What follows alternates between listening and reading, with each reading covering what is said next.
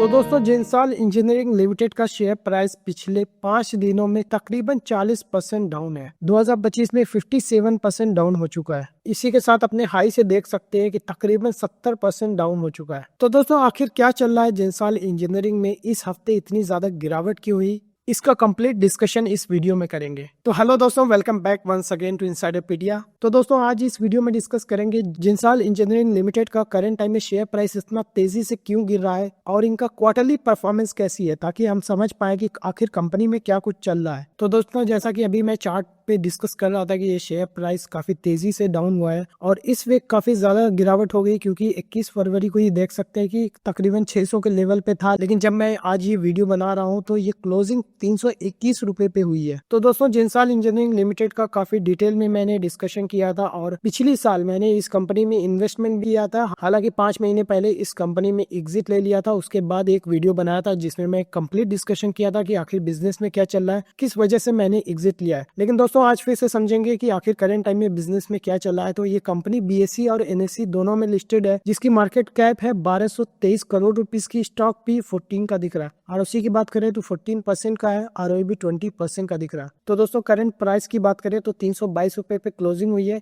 इसने 1126 रुपए का हाई लगाया है और लास्ट ट्रेडिंग सेशन में 303 रुपए का लो लगाया था और ये शेयर अपने 52 वीक लो पे ट्रेड कर रहा है। तो दोस्तों जैसा कि ये आप लोग जानते हैं, ये कंपनी बिजनेस करती है, बेसिकली 3 बिजनेस सेगमेंट है। एक सोलर ईपीसी का बिजनेस है, जो बिजनेस काफी प्रॉफिटेबल है और यहाँ से अच्छी ऑर्डर बुक भी है। कितनी एग्जैक्ट ऑर्डर बुक है आगे वीडियो में डिस्कस करेंगे। इसके अलावा इनका दूसरा बिजनेस है ईवी लीजिंग का, जहाँ पे ये ईवीज परचेस करके लीज आउट करते हैं। तीसरा जो बिजनेस अभी कमर्शियल प्रोडक्शन स्टार्ट नहीं हुआ है, ईवी मैन्युफैक्चरिंग का, जहाँ पे ये 3 व्हीलर पर्सनल व्हीकल और साथ ही साथ कार्गो व्हीकल की मैन्युफैक्चरिंग स्टार्ट करने वाले हैं, ताकि मार्केट में ये एक अफोर्डेबल ईवी ला सके, जो कि mainly ride hailing services provide करने वालों के लिए काम आएगा। तो दोस्तों बिजनेस में क्या कुछ चल रहा है, क्या अच्छे और निगेटिव डेवलपमेंट हो रहे हैं, इसका कंप्लीट में डिस्कशन करेंगे। लेकिन सबसे पहले इनके फाइनेंशियल्स पे एक नजर देख लेते हैं। तो दोस्तों अगर इनके क्वार्टरली रिजल्ट्स की बात करें, सेल्स देख सकते हैं कि दिसंबर 24 में 345 करोड़ रुपीस का रेवेन्यू किया है, जो कि पिछली साल ये रेवेन्यू सिर्फ 220 करोड़ रुपीस का था। तो वाई बेसिस पे काफी अच्छी जंप देखने को मिला है। इसी के साथ अगर नेट प्रॉफिट की बात करें तो यहाँ पे प्रॉफिट बिफोर टैक्स देख सकते हैं कि 17 करोड़ रुपीस का प्रॉफिट बिफोर टैक्स रिपोर्ट किया गया, जो कि इस क्वार्टर 16% का सिर्फ प्रॉफिट है, जहाँ पे वाई बेसिस पे थोड़ा सा डिग्रोथ देखने को मिली है। इसी के साथ ऑपरेटिव प्रॉफिट मार्जिन की बात करें तो कंसोलिडेटेड लेवल पे 29% का लास्ट ईयर दिख रहा था, इस बार सिर्फ 20% का है। इसी के साथ दोस्तों देख सकते हैं कि इंटरेस्ट का लेवल बढ़ता हुआ दिख रहा है। दिसंबर 23 में 32 करोड़ रुपीस का इंटरेस्ट पे किया था और सितंबर 24 में 76 करोड़ रुपीस इनका इंटरेस्ट पे किया है। इसी के साथ दिसंबर 24 में देख सकते हैं कि 47 करोड़ रुपीस का इंटरेस्ट का एक्सपेंस है। इसी के साथ डिप्रेशिएशन देख सकते हैं कि 7 करोड़ रुपीस का है, जो कि मैं कहता हूँ कि कोई कंपनी अगर 7 करोड़ रुपीस का डिप्रेशिएशन कर रही है तो profit before tax minimum 21 crore rupees का दिखना चाहिए। तो यहाँ पे 16 करोड़ रुपीस दिख रहा है, जो कि हमारा जो क्राइटेरिया वो मैच नहीं कर रहा। इसके अलावा दोस्तों एक चीज और हाईलाइट करने वाली है कि यहाँ पे डिप्रेशिएशन बड़ा अप्स एंड डाउन देखने को मिला है। पिछली साल ये डिप्रेशिएशन 20 करोड़ रुपीस का था, इस बार सिर्फ 7 करोड़ रुपीस का डिप्रेशिएशन दिख रहा है। इसके अलावा जून के क्वार्टर में सिर्फ 2 करोड़ रुपीस का डिप्रेशिएशन था। हालांकि इस तरह का ट्रेंड देखने को नहीं मिलता, लेकिन यहाँ पे मैनेजमेंट से कंफर्म करना जरूरी है कि डिप्रेशिएशन में इतना अप्स एंड डाउन्स देखने को क्यों मिल रहा है। इसी के साथ दोस्तों यहाँ पे देख सकते हैं कि टैक्स निगेटिव में दिख रहा है, जिसका मतलब है कि इनको टैक्स का कुछ बेनिफिट मिल रहा है। इसी वजह से इनका नेट प्रॉफिट देख रहे हैं कि 12 करोड़ रुपीस का नेट प्रॉफिट लास्ट ईयर था, लेकिन टैक्स निगेटिव है, उसकी वजह से नेट प्रॉफिट हालांकि अच्छा दिख रहा है, 18 करोड़ रुपीस का दिख रहा है। इसलिए दोस्तों अगर कभी टैक्स रेट कम और ज्यादा दिखे तो हमेशा प्रॉफिट बिफोर टैक्स को देखे, जो कि क्लियर पिक्चर देगा। तो दोस्तों इसी के साथ एनुअलाइज्ड रिजल्ट पे एक नजर डाले तो सेल्स देख सकते हैं कि टीटीएम बेसिस पे 1452 करोड़ रुपीस का दिख रहा है, जो कि FY24 में 963 करोड़ रुपीस का था। तो यहाँ पे टीटीएम बेसिस पे रेवेन्यू काफी अच्छा जंप हुआ है। इसी के साथ प्रॉफिट की बात करें तो 53 करोड़ रुपीस का जो प्रॉफिट था FY24 में, अभी टीटीएम बेसिस पे 87 करोड़ रुपीस का दिख रहा है। लेकिन इंटरेस्ट एक्सपेंस देख सकते हैं कितना तेजी से जंप हुआ है। FY23 में 24 करोड़ रुपीस थे,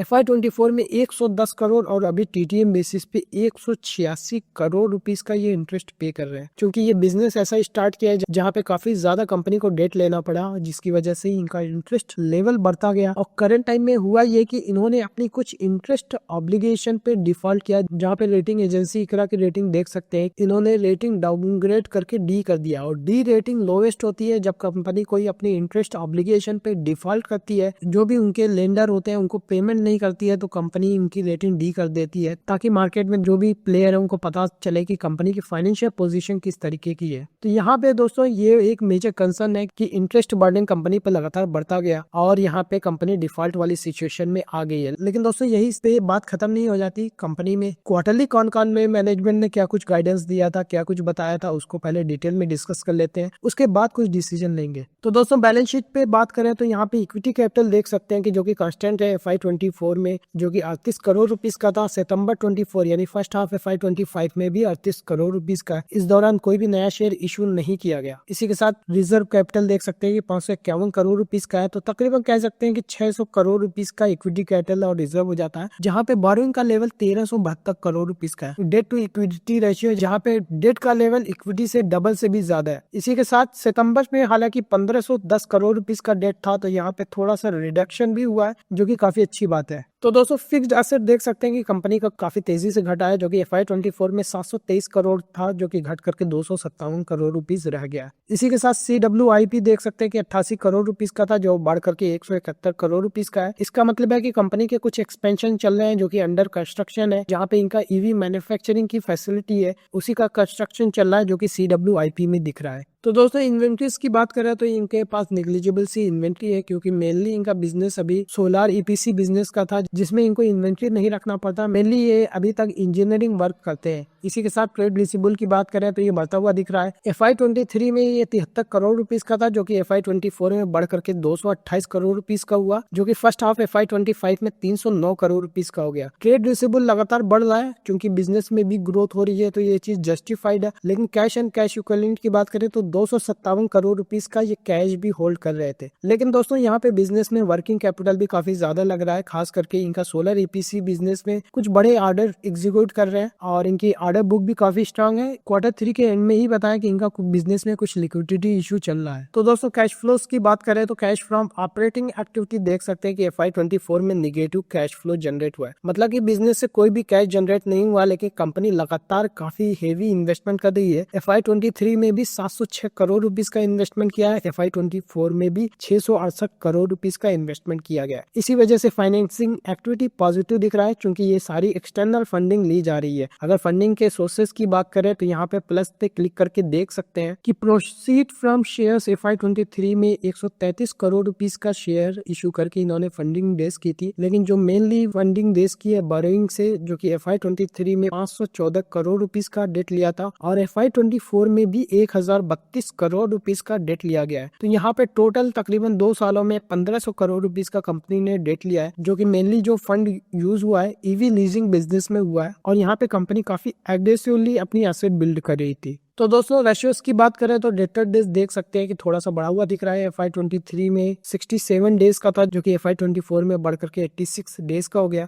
वर्किंग कैपिटल डेज भी काफी तेजी से बढ़ा है, जो कि 82 डेज का था, जो कि बढ़ करके 185 डेज का हो गया। ROC में थोड़ा सा इंप्रूवमेंट देखने को मिला है, जो कि 12% का था, अभी FY24 में 14% का है। हालांकि FY25 भी ऑलमोस्ट एंड होने वाला है। 3 क्वार्टर ऑलरेडी हो चुके हैं, ये चौथा क्वार्टर चल रहा है। तो आने वाले 3-4 हफ्ते में FY25 भी खत्म हो जाएगा और FY25 का जब फाइनेंशियल डेटा आएगा तो वहां पे हम बेटर तरीके से देखेंगे कि इनका कैश पोजीशन क्या है, साथ ही साथ इनके प्रॉफिटेबिलिटी रेशियोज कहाँ जा रहे हैं। तो दोस्तों शेयर होल्डिंग पैटर्न की बात करें तो प्रमोटर्स की होल्डिंग देख सकते हैं कि 62.77% की थी, जो कि निग्लिजिबल से घटी हुई है, 62.66% की है। इसके अलावा FIs की होल्डिंग की बात करें तो ये कम होती हुई दिख रही है, जो कि 2% के तकरीबन थी, अभी आधा % के आसपास रह गई है। DIs की इसमें कोई भी इन्वेस्टमेंट नहीं है। इसी के साथ पब्लिक की होल्डिंग की बात करें तो 35.25% थी, निग्लिजिबल सी बड़ी है, कहीं ना कहीं 35% पे मेंटेन है। ओवरऑल दोस्तों कोई मेजर चेंजेस देखने को नहीं मिला। एक चेंजेस ये है कि FIs की होल्डिंग कम हुई है और गवर्नमेंट की होल्डिंग बढ़ गई है। तो दोस्तों इसके पीछे की वजह है, यहाँ पे गवर्नमेंट पे क्लिक करके देख सकते हैं कि यहाँ पे ED की 1.37% होल्डिंग है। तो यहाँ पे इनके कुछ इन्वेस्टर थे, दुबई के फॉरेन इन्वेस्टर थे, और यहाँ पे कंपनी में इनकी स्टेक थी 1.37% की। तो इस कुछ स्कैम्स के चलते ED ने इतना शेयर सीज कर लिया, है, जिसकी वजह से गवर्नमेंट यानी ईडी के पास 1.37% की स्टेक अभी दिख रही है। इसी वजह से एफआईएस की होल्डिंग कम होती हुई यहाँ पे दिखी है। तो दोस्तों अभी तक हमने देखा कि जिंसाल इंजीनियरिंग लिमिटेड का शेयर प्राइस काफी दिनों से लगातार गिर रहा था, लेकिन अभी फरवरी में ये गिरावट काफी ज्यादा तेजी से हुई, जो कि पिछले एक महीने में ही 40-50% गिर चुका है। तो दोस्तों इस चीज को देखते हुए मैंने सोचा इस कंपनी पे स्टडी किया दे, आखिर करंट टाइम में क्या चल रहा है। हालांकि ये शेयर को मैंने पास्ट में इन्वेस्टमेंट भी किया था, लेकिन कुछ वजह थी जिसकी वजह से मैंने एग्जिट कर लिया। लेकिन आज फिर से हमने जब इसका क्वार्टरली रिव्यू किया तो हमने देखा कि इनका फाइनेंशियल कुछ अच्छा सिग्नल नहीं दे रहा है, क्योंकि यहाँ पे रेवेन्यू तो ग्रो कर रहा है लेकिन ऑपरेटिंग प्रॉफिट मार्जिन डिप हुआ है और इंटरेस्ट एक्सपेंस काफी बढ़ गया है, जिसकी वजह से ओवरऑल प्रॉफिटेबिलिटी इंपैक्ट हुई है। वाई बेसिस पे इसमें प्रॉफिट के टर्म्स में डी ग्रोथ हो गई है। एनुअलाइज रिजल्ट पे हमने देखा कि टीटीएम बेसिस पे अच्छी ग्रोथ देखने को मिली है, हालांकि नेट प्रॉफिट भी इंप्रूव होता हुआ दिख रहा है। लेकिन अगेन इंटरेस्ट का पेमेंट जो कि FY23 में सिर्फ 24 करोड़ रुपीस था, अभी टीटीएम बेसिस पे 146 करोड़ रुपीस का ये इंटरेस्ट का एक्सपेंस है। बैलेंस शीट में हमने देखा कि यहाँ पे बोरिंग का लेवल लगातार बढ़ता हुआ दिख रहा है, हालांकि फर्स्ट हाफ FY25 में थोड़ा सा रिपेमेंट हुआ है। इसके अलावा कंपनी का ट्रेड रिसीवेबल बढ़ रहा है। कंपनी के कैश एंड कैश इक्विवेलेंट की बात करें तो बैलेंस शीट में फर्स्ट हाफ में इनका कैश दिख रहा है। इसके अलावा CWIP का भी कंपोनेंट दिख रहा है, जिससे ये पता चलता है कि कंपनी कुछ कैपेक्स भी कर रही है। तो दोस्तों कैश फ्लोज में हमने देखा कि कंपनी का बिजनेस एज सच कोई स्ट्रॉन्ग कैश फ्लो जनरेट नहीं कर रहा, लेकिन कंपनी लगातार काफी हेवी इन्वेस्टमेंट कर रही है। पिछले 2 फाइनेंशियल ईयर में तकरीबन 1500 करोड़ रुपीस का ये इन्वेस्टमेंट कर चुकी है, जिसके लिए इन्होंने एक्सटर्नल फंडिंग रेज की और मेनली इनकी फंडिंग डेट से थी। तो दोस्तों रेशियोज में हमने देखा कि इनका रेशियो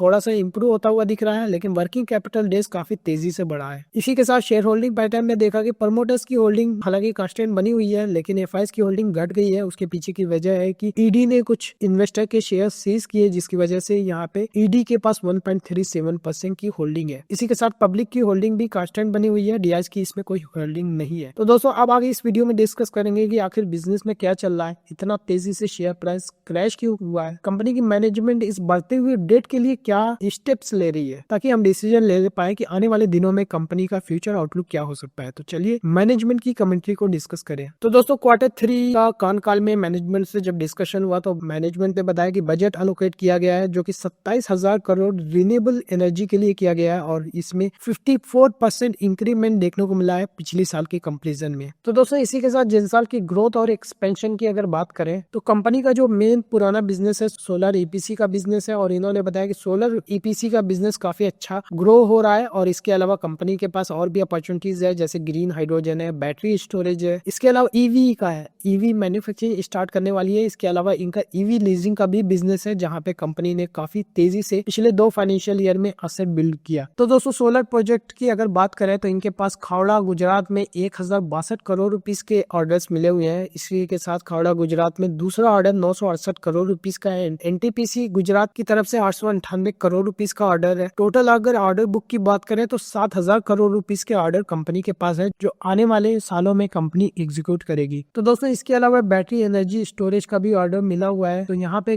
GUVNL यहाँ पे 2 प्रोजेक्ट इनको मिले हुए हैं, जो एग्जीक्यूशन टाइमलाइन FY26 होने वाला है। इसके अलावा कंपनी एक्सपेक्ट कर रही है कि कुछ नए टेंडर्स में भी ये पार्टिसिपेट करेंगे। तो दोस्तों यहाँ पे मेन जो बिजनेस मैंने बताया कि ईवी लीजिंग का है, जहाँ पे कंपनी ने 850 करोड़ रुपीस के ईवी परचेस करके लीज आउट किया, और 850 करोड़ रुपीस पैसा कहाँ से आया, मेनली डेट से आया, जिसकी वजह से कंपनी का डेट लगातार बढ़ता गया। तो दोस्तों ये चीज मैनेजमेंट ने कॉन कॉल में ही बता दी थी जब ये 13 फरवरी को कॉन कॉल हुई थी। और दोस्तों देख सकते हैं कि 13 फरवरी को ये शेयर प्राइस 601 रुपए का था, फिर अगले दिन ही शेयर नीचे जाने लगा। हालांकि 21 फरवरी तक थोड़ा सा रिकवरी देखने को मिली थी, लेकिन उसके बाद अगेन शेयर प्राइस काफी तेजी से नीचे गया। तो दोस्तों मैनेजमेंट ने कॉन कॉल में ये बताया कि इनका जो ईवी लीजिंग का बिजनेस है, पिछले 2 सालों में ये काफी तेजी से इन्होंने 850 करोड़ रुपीस का एसेट बाई करके लीज आउट कर दिया है। हालांकि इनिशियली इनका बिजनेस प्रॉफिटेबल नहीं था, यहाँ पे नुकसान हो रहा था, लेकिन अभी ये ब्रेक इवन हो गया और प्रॉफिट भी करने लगे। लेकिन एक्चुअल में ROI कितना था ये डिस्क्लोज नहीं किया, लेकिन यहाँ पे इशू ये था कि लिक्विडिटी का इशू बढ़ रहा था, जिसकी वजह से कंपनी ने डिसाइड ये किया कि ग्रीफेक्स ग्रीन मोबिलिटी को 315 करोड़ रुपीस के जो असेट्स हैं उनको ट्रांसफर कर दिया जाएगा। तो होगा ये कि 315 करोड़ रुपीस की इनकी लायबिलिटी कम होगी और वो कैश आएगा तो उससे अपना डेट का रीपेमेंट कर देंगे। तो दोस्तों ये चीज कॉन कॉल में ही कंपनी ने बना दिया था कि हमें बिजनेस में कुछ इशू चल रहा है, और इसके अलावा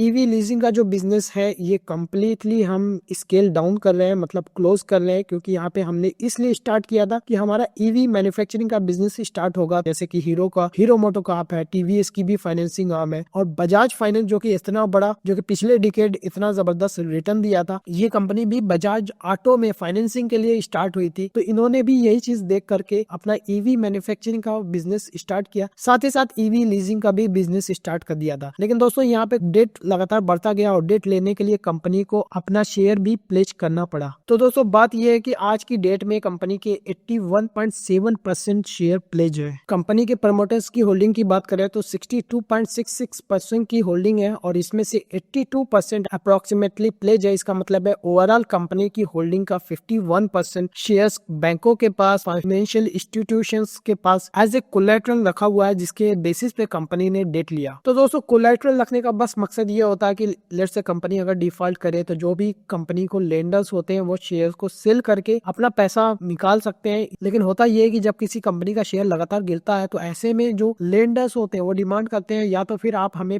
रिपेमेंट करिए या फिर और भी ज्यादा शेयर प्लेज करिए। लेकिन दोस्तों इस कंपनी का जो प्लेज है लगातार बढ़ रहा है, जो कि FY22 में सिर्फ 30% का था और यहाँ पे देख सकते हैं कि मार्च 24 में 63% हुआ, जून 24 में 78% हुआ, सितंबर 24 में 79% और दिसंबर 24 में 81.7% के ये शेयर्स ये प्लेज कर चुके हैं। हालांकि कॉल में पूछा गया कि किस प्राइस पे इन्होंने फंडिंग रेज की थी, क्योंकि अक्सर जिस तरीके से आपने अगर मार्जिन ट्रेडिंग की होगी इसी तरह की कैलकुलेशन यहाँ पे भी होती है, जहाँ पे M2M बेसिस पे जो भी लेंडर्स होता है वो कैलकुलेट करते रहता है। तो अगर इनका M2M निगेटिव में जाता है तो कंपनी को या फिर कैश पेमेंट करना पड़ेगा या फिर एडिशनल शेयर्स प्लेज करने पड़ेंगे। इस वजह से यहाँ पे पूछा गया था तो इन्होंने कहा कि हमने इनफ शेयर प्लेज कर दिए गए हैं, ओवरऑल जो प्लेज है वो सेफ जोन में है। लेकिन दोस्तों आखिर करंट टाइम में प्लेजिंग कैसे चल रही है इसको अभी डिटेल में डिस्कस करेंगे, लेकिन उससे पहले इनके बिजनेस के बारे में और क्या क्या अपडेट्स है उसको डिस्कस कर ले। तो दोस्तों इनका दूसरा बिजनेस है जो ईवी मैन्युफैक्चरिंग का है। तो यहाँ पे इन्होंने 2 मॉडल लॉन्च किए, एक इजियो है जो कि अर्बन मोबिलिटी के तौर पे यूज होगा, इसी के साथ इजी बोर्ड जो कि कार्गो वेरिएंट है। तो यहाँ पे इनको पास 30,000 प्री ऑर्डर्स मिल चुके हैं। जब ये फाइनेंशियल प्रोडक्शन करेंगे तो यहाँ पे ये फाइनल ऑर्डर लेंगे और एडवांस पेमेंट भी लेंगे। तो दोस्तों ये 2 प्रोडक्ट है मेनली। अगर बात करें तो यहाँ पे जो भी इंडिया में राइड हेलिंग एप्स है, चाहे फिर उबर हो या फिर जेंसाल इंजीनियरिंग के प्रमोटर्स का खुद का ऐप इन्होंने लॉन्च किया ब्लू स्मार्ट करके। तो ब्लू स्मार्ट में इन्होंने ऑब्जर्व भी ये किया कि मेनली जब सिंगल पैसेंजर होता है तो वहाँ पे 4 सीटर कार ये हायर करते हैं, तो जिसका खर्चा बहुत आता है। तो इन्होंने सोचा कि जब ज्यादातर हायरिंग सिंगल पैसेंजर करते हैं तो क्यों ना सिर्फ 2 सीटर और 2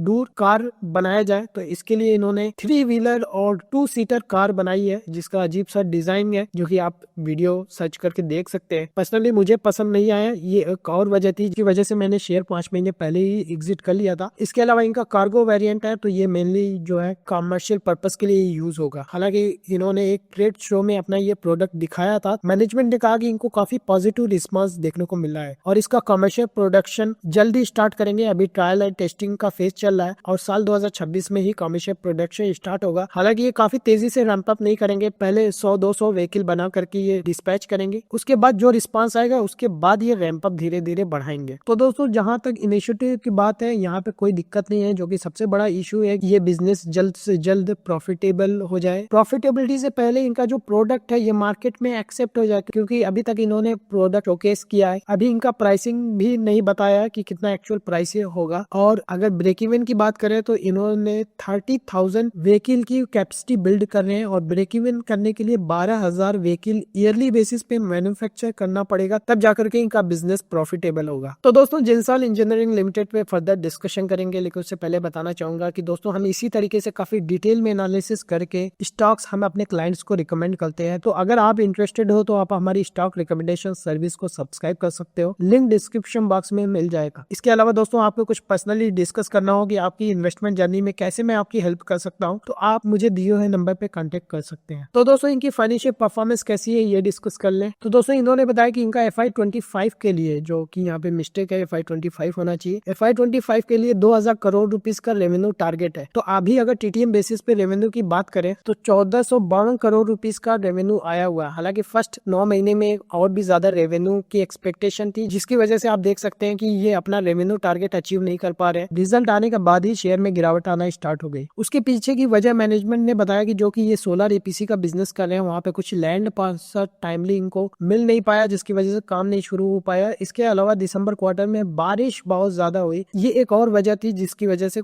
प्रोजेक्ट कुछ डिले हुए हैं जो कि मार्च क्वार्टर में या फिर फर्स्ट हाफ FY26 में वो ऑर्डर एग्जीक्यूट करेंगे। तो कोई नुकसान नहीं हुआ है, बस ये है कि पोस्टपोन हो गया। अब जब फ्यूचर में जो ऑर्डर एग्जीक्यूट होंगे तो रेवेन्यू रिकॉग्नाइज भी बाद ही में होगा। इसकी वजह से इनका FY25 के लिए जो 2000 करोड़ का टारगेट है, अभी मैनेजमेंट ने कोई ऐसा कमेंट्री नहीं की कितना अचीव कर पाएंगे, लेकिन एक चीज तो श्योर है, उन्होंने खुद एडमिट किया कि हम ये 2000 करोड़ का ऑर्डर अचीव नहीं कर पाएंगे। इसके अलावा दोस्तों FY24 में भी इन्होंने बताया था कि 1200 करोड़ रुपीस का ये रेवेन्यू टारगेट लेके चल रहे हैं, लेकिन सिर्फ इन्होंने 950 करोड़ रुपीस के आसपास का ही रेवेन्यू किया था, जो कि आप यहाँ पे देख सकते हैं कि FY24 में 963 करोड़ रुपीस का इन्होंने रेवेन्यू किया है, जो कि पहले ये गाइड कर रहे थे कि 1200 करोड़ रुपीस का रेवेन्यू करेंगे। तो दोस्तों इन्होंने बताया कि Q3 में जैसे कि वेदर चैलेंजेस था, लैंड ट्रांसफर का इशू था, इसके अलावा ये एक्सपेक्ट कर रहे हैं कि Q4 जैसा कि हमेशा स्ट्रॉन्ग जाता है, तो इस साल का भी Q4 काफी स्ट्रॉन्ग जाएगा। लेकिन दोस्तों यहाँ पे समझना जरूरी है कि काफी मैनेजमेंट हम देखते हैं कि बहुत कम प्रॉमिस करती है, डिलीवर काफी ज्यादा करती है। तो हमेशा बोला जाता है कि अंडर प्रॉमिस करो, ओवर डिलीवर करो, तो वो चीज पॉजिटिव मैसेज देता है। मैनेजमेंट बहुत ज्यादा गाइड भी नहीं करती, बात भी नहीं कर रही है, और जितना इन्होंने गाइड किया उससे ज्यादा ही अचीव कर रहे हैं, जो कि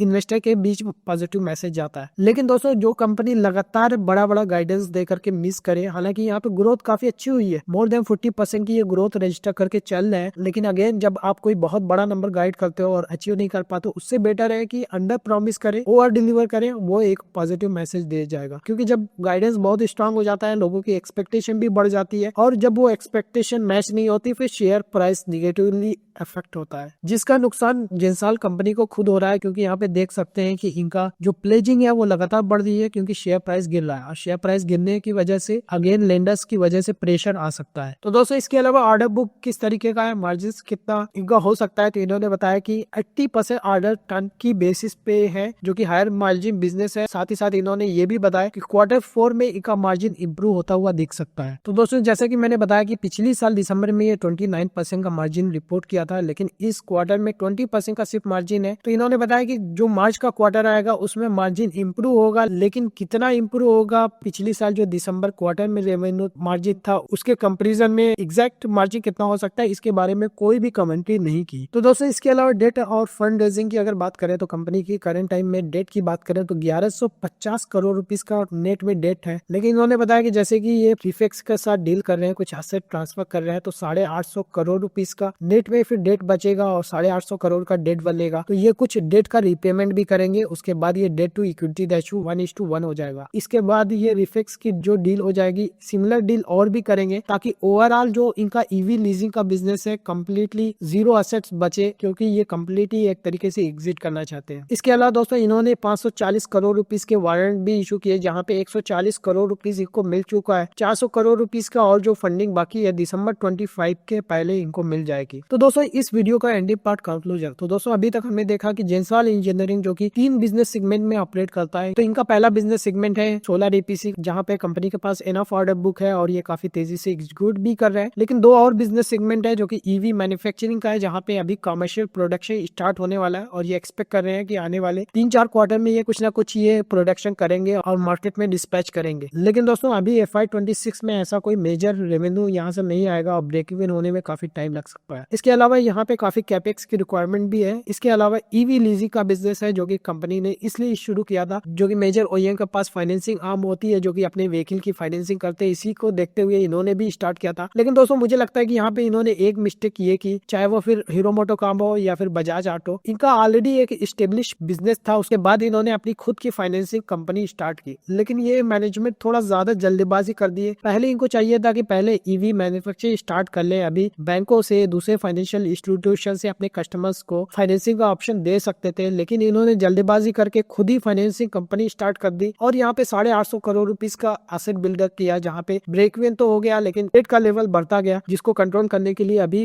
EV लीजिंग के बिजनेस से कम्प्लीटली एग्जिट करने का प्लान कर रहे हैं। इसके अलावा दोस्तों एज ए इन्वेस्टर एक लर्निंग ये भी होनी चाहिए कि अगर कोई मैनेजमेंट मल्टीपल कंपनीज में या मल्टीपल सेगमेंट में अगर इंटर करने वाली है, तो वहाँ पे थोड़ा सा अलर्ट हो जाना चाहिए, क्योंकि जब चीजें बहुत ज्यादा हो जाती है तो मैनेजमेंट कहीं ना कहीं उतना बेटर तरीके से फोकस नहीं कर पाती, और फिर यहाँ पे इस तरह की सिचुएशन आ जाती है जहाँ पे डिफॉल्ट होता है, कोई बिजनेस अच्छा नहीं चल रहा, उसको बंद करना है, और ये सब सारी चीजों में काफी नुकसान हो जाता है। हालांकि दोस्तों इस वीक काफी कुछ हुआ है, जैसे कि अगर बात करें तो सबसे पहले यहाँ रेटिंग डाउनग्रेड करके डी रेटिंग कर दिया। इसके बाद CFO ने रिजाइन किया। बात यहीं पे खत्म नहीं हो जाती, प्रमोटर्स ने न्यूज में आके बोला कि ये अपनी कंपनी में स्टेक बढ़ाने वाले हैं, लेकिन अगेन इन्होंने 2.37% की जो होल्डिंग है इसको सेल किया ताकि कुछ लिक्विडिटी अनलॉक कर सके, बिजनेस में री इन्वेस्ट कर सके। साथ ही साथ उन्होंने पर्सनल यूज के लिए भी कुछ शेयर प्लेज किए थे, तो उसको अनप्लेज कराना भी जरूरी है, वरना फिर जो लेंडर्स होंगे शेयर सेल करके और जो कंपनी के प्रमोटर्स की स्टेक है वो भी खतरे में पड़ सकती है। क्योंकि अगर शेयर प्राइस लगातार गिरता गया तो यहाँ पे लेंडर्स क्या करते हैं कि वो शेयर को मार्केट में सेल करना स्टार्ट कर देते हैं या फिर अपने कंट्रोल में ले लेते हैं। तो यहाँ पे कई बार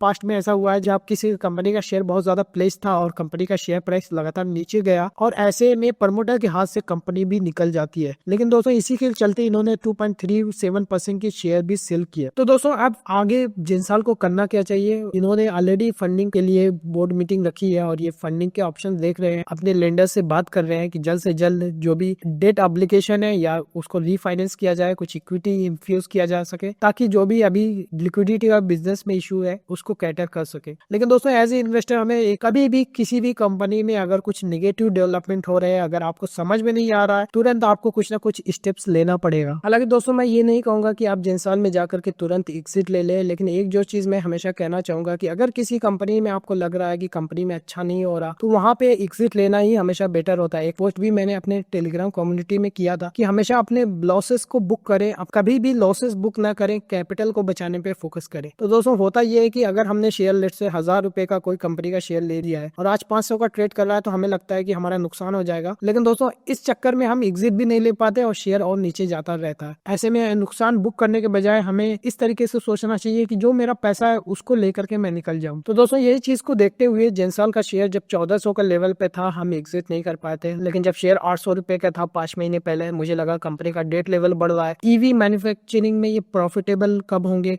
कुछ नहीं पता, ईवी लीजिंग में लगातार इंटरेस्ट ऑब्लिगेशन की बढ़ रही है, जिसको देखते हुए मैंने इसमें एग्जिट लिया। हालांकि मैं भी काफी नुकसान पे ही इस शेयर को बेचा है। तो दोस्तों इसके अलावा एक और पर्सनल एक्सपीरियंस शेयर करना चाहूंगा कि स्टॉकक्राफ्ट में मैंने 2022 के अर्ली में इन्वेस्ट किया था और इस शेयर में मुझे काफी ज्यादा नुकसान हुआ था। 2022 के एकदम शुरुआत में मैंने 1000 रुपए पे यहाँ पे इन्वेस्टमेंट की थी और शेयर 23 दिन में मुझे 23% का घाटा दिया था और मैंने यहाँ पे शेयर इसी गिरते हुए यहाँ पे देख सकते हैं कि इसी में कहीं पे एग्जिट लिया था 850 के आसपास। वहां से आज तकरीबन 3 साल का समय हो चुका और शेयर अभी भी उसी लेवल पे है। तो मुझे लगता है कि अगर कोई कंपनी में नेगेटिव चीजें हो रही हैं तो वहाँ पे एग्जिट ले लें, जो कि आपका पैसा अगर आपके पास आ जाएगा उसको आप री इन्वेस्ट करोगे तो लॉन्ग टर्म में आपको ज्यादा बेनिफिट करेगा। जहाँ पर्टिकुलर सवाल जिंसाल का, अगर आपको लगता है कि ये कंपनी आगे कर सकती है अच्छा, अपने डेट को रिफाइनेंस करेगी, इसके अलावा यहाँ पे ईवी मैन्युफैक्चरिंग में सक्सेसफुल हो सकती है क्योंकि अभी ये ईवी लीजिंग का बिजनेस एग्जिट कर रहे हैं और साथ ही साथ अपने ईवी मैन्युफैक्चरिंग पे साथ ही साथ सोलर ईपीसी के बिजनेस पे फोकस करने वाले, हो सकता है कंपनी ये संभल जाए। आने वाले दिनों में अगर ये ईवी मैन्युफैक्चरिंग में सक्सेसफुल होते हैं तो काफी अच्छा वेल्थ जनरेट हो सकता है। तो दोस्तों अगर किसी की ये एक्सपेक्टेशन है कि करंट टाइम में शेयर प्राइस में जो भी पेन रहेगा मैं उसको बियर कर लूंगा, तो वो ऐसे इन्वेस्टर इस कंपनी में इन्वेस्टेड रह सकते हैं। लेकिन दोस्तों काफी लोगों का सवाल आएगा कि सर हमें क्या करना चाहिए। हालांकि मैं हर चीज को काफी अच्छे से समराइज कर देता हूँ, फिर भी मैं एक चीज बता दूं कि अगर मैं इस सिचुएशन में होता तो मैं एग्जिट लेकर के निकल जाता। तो दोस्तों मैं कभी नहीं कहूंगा कि आप शेयर में एग्जिट कर लीजिए, ये पर्सनल चॉइस होती है। अगर शेयर ऊपर गया फिर हमारे ऊपर प्रेशर आ जाता है कि सर आपने हमें एग्जिट करा लिया और शेयर ऊपर चला गया, अब तक मेरा रहता तो फायदा हो जाता। तो दोस्तों मुझे लगता है कि आप बेस्ट डिसीजन मेकर है, आप अपने हिसाब से चीजों को देखें। हालांकि जो भी चीजें थी मैंने काफी डिटेल में हर तरीके से आप लोगों को समझाने की कोशिश की है। तो दोस्तों उम्मीद करता हूँ आपने काफी कुछ इस वीडियो में सीखा होगा। वीडियो अच्छा लगा तो लाइक करें, चैनल पर नए हैं तो सब्सक्राइब कर लीजिए क्योंकि इसी तरह के वीडियोस में रेगुलरली अपडेट करते रहता हूँ। And thank you for watching.